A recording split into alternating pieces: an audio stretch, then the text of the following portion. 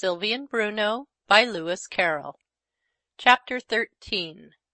A Visit to Dogland. "There's a house away there to the left," said Sylvie, after we had walked what seemed to me about 50 miles. "Let's go and ask for a night's lodging." "It looks a very comfortable house," Bruno said, as we turned into the road leading up to it. "I doos hope the dogs will be kind to us. I is so tired and hungry." A mastiff, dressed in a scarlet collar and carrying a musket, was pacing up and down like a sentinel in front of the entrance. He started on catching sight of the children, and came forwards to meet them, keeping his musket pointed straight at Bruno, who stood quite still, though he turned pale, and kept tight hold of Sylvie's hand while the sentinel walked solemnly round and round them, and looked at them from all points of view. "Ubu, hu buhuya," he growled at last. "Wubayawa ubu. Ba waba, wobuya? Ba wo?" he asked Bruno severely. Of course Bruno understood all this easily enough. All fairies understand Doggee, that is, dog language, but as you may find it a little difficult just at first, I had better put it into English for you. Humans, I verily believe. A couple of stray humans. What dog do you belong to? What do you want?" "We don't belong to a dog," Bruno began in Doggee. "Peoples never belong to dogs," he whispered to Sylvie. But Sylvie hastily checked him, for fear of hurting the mastiff's feelings. "Please, we want a little food and a night's lodging, if there's room in the house," she added timidly. Sylvie spoke Doggee very prettily, but I think it's almost better for you to give the conversation in English. "The house, indeed!" growled the sentinel. "Have you never seen a palace in your life? Come along with me. His Majesty must settle what's to be done with you." They followed him through the entrance hall, down a long passage, and into a magnificent saloon, around which were grouped dogs of all sorts and sizes. 2 splendid bloodhounds were solemnly sitting up, one on each side of the crown-bearer. 2 or 3 bulldogs, whom I guessed to be the bodyguard of the king, were waiting in grim silence. In fact, the only voices at all plainly audible were those of 2 little dogs, who had mounted a settee, and were holding a lively discussion that looked very like a quarrel. "Lords and ladies in waiting and various court officials," our guide gruffly remarked as he led us in.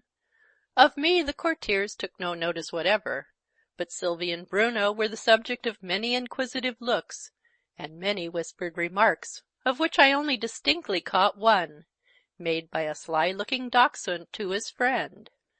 "Ba-wu-waya huba-uba haba." She's not such a bad-looking human, is she? Leaving the new arrivals in the center of the saloon, the sentinel advanced to a door at the further end of it, which bore an inscription painted on it in Doggee: "Royal Kennel, Scratch and Yell." Before doing this, the sentinel turned to the children and said, "Give me your names." "We'd rather not," Bruno exclaimed, pulling Sylvie away from the door. "We want them ourselves. Come back, Sylvie, come quick." "Nonsense," said Sylvie very decidedly, and gave their names in Doggee. Then the sentinel scratched violently at the door, and gave a yell that made Bruno shiver from head to foot. "Huya-wa!" said a deep voice inside. That's Doggee for "come in." "It's the king himself," the mastiff whispered in an awestruck tone.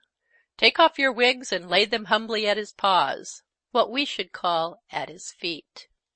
Sylvie was just going to explain very politely that really they couldn't perform that ceremony because their wigs wouldn't come off, when the door of the royal kennel opened, and an enormous Newfoundland dog put his head out. "Bow wow," was his first question. "When His Majesty speaks to you," the sentinel hastily whispered to Bruno, "you should prick up your ears." Bruno looked doubtfully at Sylvie. "I'd rather not, please," he said. "It would hurt." "It doesn't hurt a bit," the sentinel said with some indignation. "Look, it's like this," and he pricked up his ears like 2 railway signals. Sylvie gently explained matters. "I'm afraid we can't manage it," she said in a low voice. "I'm very sorry, but our ears haven't got the right—" She wanted to say machinery in Doggee, but she had forgotten the word, and could only think of steam engine. The sentinel repeated Sylvie's explanation to the king. "Can't prick up their ears without a steam engine!" his Majesty exclaimed. "They must be curious creatures. I must have a look at them." And he came out of his kennel and walked solemnly up to the children. What was the amazement, nor to say the horror, of the whole assembly, when Sylvie actually patted his Majesty on the head, while Bruno seized his long ears and pretended to tie them together under his chin! The sentinel groaned aloud. A beautiful greyhound, who appeared to be one of the ladies-in-waiting, fainted away, and all the other courtiers hastily drew back, and left plenty of room for the huge Newfoundland to spring upon the audacious strangers and tear them limb from limb. Only he didn't. On the contrary, his Majesty actually smiled, so far as a dog can smile, and the other dogs couldn't believe their eyes, but it was true all the same. His Majesty wagged his tail. "Yah-hoo-haw!"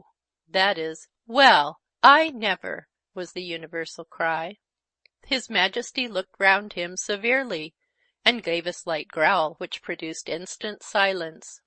"Conduct my friends to the banqueting hall," he said, laying such an emphasis on "my friends" that several of the dogs rolled over helplessly on their backs and began to lick Bruno's feet. A procession was formed, but I only ventured to follow as far as the door of the banqueting hall, so furious was the uproar of barking dogs within. So I sat down by the king, who seemed to have gone to sleep, and waited till the children returned to say good night, when his Majesty got up and shook himself. "Time for bed," he said, with a sleepy yawn. "The attendants will show you your room," he added, aside to Sylvie and Bruno. "Bring lights!" And with a dignified air he held out his paw for them to kiss. But the children were evidently not well practised in court manners. Sylvie simply stroked the great paw. Bruno hugged it.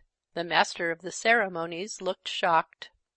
All this time dog-waiters, in splendid livery, were running up with lighted candles, but as fast as they put them upon the table, other waiters ran away with them, so that there never seemed to be one for me, though the master kept nudging me with his elbow, and repeating, "I can't let you sleep here. You're not in bed, you know." I made a great effort, and just succeeded in getting out the words, "I know I'm not. I'm in an armchair." "Well, 40 winks will do you no harm," the master said, and left me. I could scarcely hear his words, and no wonder. He was leaning over the side of a ship that was miles away from the pier on which I stood. The ship passed over the horizon, and I sank back into the armchair. The next thing I remember is that it was morning. Breakfast was just over. Sylvie was lifting Bruno down from a high chair, and saying to a spaniel, who was regarding them with a most benevolent smile, "Yes, thank you. We've had a very nice breakfast. Haven't we, Bruno?" "There was too many bones in the—" Bruno began, but Sylvie frowned at him and laid her finger on her lips, for at this moment the travellers were waited on by a very dignified officer, the head growler, whose duty it was, first to conduct them to the king to bid him farewell, and then to escort them to the boundary of Dogland. The great Newfoundland received them most affably, but instead of saying good-bye, he startled the head growler into giving 3 savage growls by announcing he would escort them himself. "It is a most unusual proceeding, your Majesty," the head growler exclaimed, almost choking with vexation at being set aside, for he had put on his best court suit, made entirely of cat-skins, for the occasion. "I shall escort them myself," his Majesty repeated, gently but firmly, laying aside the royal robes, and changing his crown for a small coronet. "And you may stay at home." "I are glad," Bruno whispered to Sylvie, when they had got well out of hearing. "He were so welly cross."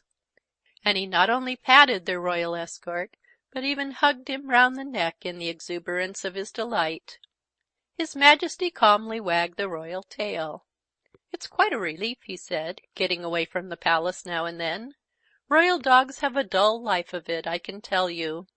Would you mind," this to Sylvie in a low voice, and looking a little shy and embarrassed, "would you mind the trouble of just throwing that stick for me to fetch?" Sylvie was too much astonished to do anything for a moment. It sounded such a monstrous impossibility that a king should wish to run after a stick. But Bruno was equal to the occasion, and with a glad shout of "Hi then! Fetch it, good doggie!" he hurled it over a clump of bushes. The next moment the monarch of Dogland had bounded over the bushes and picked up the stick and came galloping back to the children with it in his mouth. Bruno took it from him with great decision. "Beg for it," he insisted, and his Majesty begged. "Paw!" commanded Sylvie, and his Majesty gave his paw. In short, the solemn ceremony of escorting the travellers to the boundaries of Dogland became one long, uproarious game of play. "But business is business," the Dog King said at last, "and I must go back to mine. I couldn't come any further," he added, consulting a dog watch, which hung on a chain round his neck. "Not even if there were a cat in sight." They took an affectionate farewell of his Majesty, and trudged on. "That were a dear dog!" Bruno exclaimed. "Has we to go far, Sylvie? I's tired." "Not much farther, darling," Sylvie gently replied. "Do you see that shining just beyond those trees? I'm almost sure it's the gate of Fairyland. I know it's all golden. Father told me so. And so so bright," she went on dreamily. "It dazzles," said Bruno, shading his eyes with one little hand, while the other clung tightly to Sylvie's hand, as if he were half alarmed at her strange manner. For the child moved on as if walking in her sleep, her large eyes gazing into the far distance, and her breath coming and going in quick pantings of eager delight. I knew by some mysterious mental light that a great change was taking place in my sweet little friend, for such I loved to think her, and that she was passing from the condition of a mere outland sprite into the true fairy nature. Upon Bruno the change came later, but it was completed in both before they reached the golden gate, through which I knew it would be impossible for me to follow. I could but stand outside and take a last look at the two sweet children ere they disappeared within, and the golden gate closed with a bang. And with such a bang! "It never will shut like any other cupboard door," Arthur explained. "There's something wrong with the hinge. However, here's the cake and wine. And you've had your 40 winks, so you really must get off to bed, old man. You're fit for nothing else. Witness my hand, Arthur Forester, M.D." By this time I was wide awake again. "Not quite yet," I pleaded. "Really, I'm not sleepy now, and it isn't midnight yet." "Well, I did want to say another word to you," Arthur replied in a relenting tone, as he supplied me with the supper he had prescribed. "Only I thought you were too sleepy for it tonight." We took our midnight meal almost in silence, for an unusual nervousness seemed to have seized on my old friend. "What kind of a night is it?" he asked, rising and undrawing the window curtains, apparently to change the subject for a minute. I followed him to the window, and we stood together looking out in silence. "When I first spoke to you about," Arthur began, after a long and embarrassing silence, "that is, when we first talked about her, for I think it was you that introduced the subject, my own position in life forbade me to do more than worship her from a distance, and I was turning over plans for leaving this place finally, and settling somewhere out of all chance of meeting her again.